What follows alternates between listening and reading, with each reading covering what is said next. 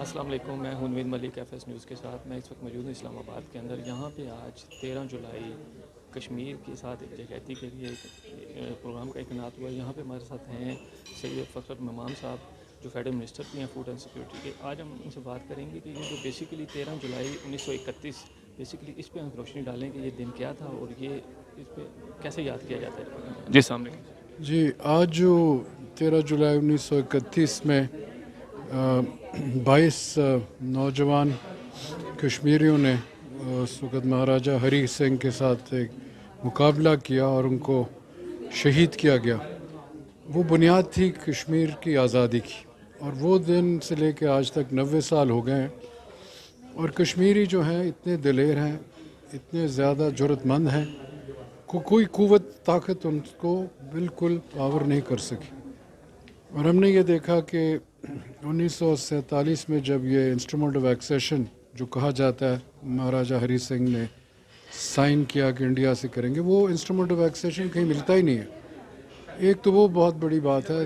دوسری بات یہ ہے کہ 1965 کے بعد 5 اگست 2019 کو جب انڈیا نے اللیگلی یونیلیٹرلی آکیوپائی کیا انڈین آکوپائڈ کشمیر کو، تو جو ان کے 2 آرٹیکلز ہیں ان کے آئین میں 370 اور 35A، جس میں انہوں نے جو ایک اسپیشل سٹیٹس دیا ہوا تھا کشمیر کو، انڈین آکوپائڈ کشمیر کو، وہ ختم کر دیا اور اس کو 2 یونین ٹیریٹریز بنا دی.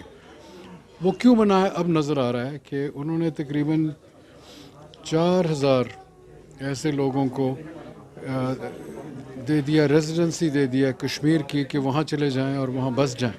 یہ وہ لوگ ہیں جو بکھرے ہوئے تھے سارے ہندوستان میں، اور ان کو دوبارہ ان کو رائج کیا گیا ہے، کچھ جموں میں کچھ کشمیر میں، کہ کل اگر ووٹ ہو جیسے کہ پلیبسائٹ ان UN سیکورٹی کونسل ریزولوشنز کے تحت ہونی ہے، تو پھر اس قسم کی حرکتیں انڈیا کر رہا ہے کہ وہ ڈیموگرافی چینج چاہتا ہے کہ وہاں جو مسلمانوں کی بھاری اکثریت تھی کہ وہاں ہندوؤں کو لا کر بسائے.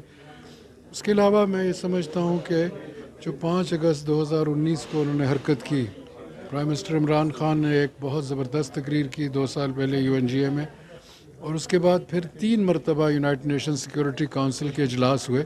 اس سے یہ ثابت ہو گیا کہ کشمیر ابھی بھی ایک ڈسپیوٹڈ علاقہ ہے. اور اس کی جو انڈیا کا پوائنٹ آف ویو تھا 1965 کے بعد، نہیں جی وہ تو اب 2 طرفہ ہم فیصلے کریں گے. نہیں، جب UN سیکورٹی کونسل نے خود اس کو 3 مرتبہ اجلاس میں زیر غور لائے ہیں، اس پہ گفتگو ہوئی ہے، اس پہ بحث ہوئی ہے، اس سے ثابت ہو گیا کہ جو پاکستان اور کشمیریوں کا موقف ہمیشہ رہا ہے کہ وہ فیصلہ از خود کشمیری بذریعہ ووٹ، بذریعہ پلیبسائٹ کریں گے. وہ بات ثابت ہو گئی. اور اب انشاءاللہ میں سمجھتا ہوں کہ جیسے کشمیریوں نے تقریباً 97,000 شہادت دی ہیں 1986-87 کے بعد، آج بھی جو ان کا جذبہ ہے، جس طریقے سے وہ 9 لاکھ انڈین آرمی کا مقابلہ کر رہے ہیں کشمیر میں، میرے خیال میں اس جیسی، اور ریشو 9 سٹیزنز کشمیر کے اور 1 سولجر کشمیر کا، اس ریشو کی آکیوپیشن آرمی آپ کو دنیا میں کہیں نہیں ملے گی. تو اس جرأت مند طریقے سے جس طرح انہوں نے انڈین آرمی کا مقابلہ کیا، کوئی مثال ماڈرن دنیا میں نہیں ملتی. ہم سلام کرتے ہیں ان کشمیری شہداء کو، اور آج جو کشمیر کی قیادت جیل میں ہے، ہندوستان کی جیلوں میں ہے، کہ وہ دن دور نہیں انشاءاللہ جب بذریعہ ووٹ وہ اپنا فیصلہ خود کریں گے. وہ تو اندرون انڈیا کچھ بھی کر سکتے ہیں. انہوں نے اینٹی سٹیزنز ایکٹ بنایا، وہ تو ان کی لوک سبھا کرے. میرا نہیں خیال یہ جو ہے انڈیا کی وہ لوگ انڈین آکوپائڈ کشمیر میں جو 2 مرتبہ عبداللہ صاحب کے صاحبزادے یا محبوبہ صاحبہ یہ لوگ اتنے وہ دلیر نہیں ہیں کہ انڈیا کی جو سوچ ہے اس کے ساتھ وہ حامی بنے.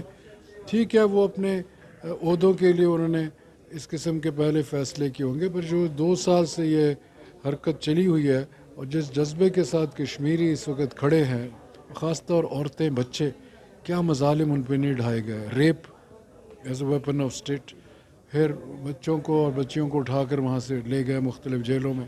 یہ دنیا میں آپ کو ایسی وائلیشن آف ہیومن رائٹس کہیں بھی نہیں ملتی، اور وہ دن دور نہیں.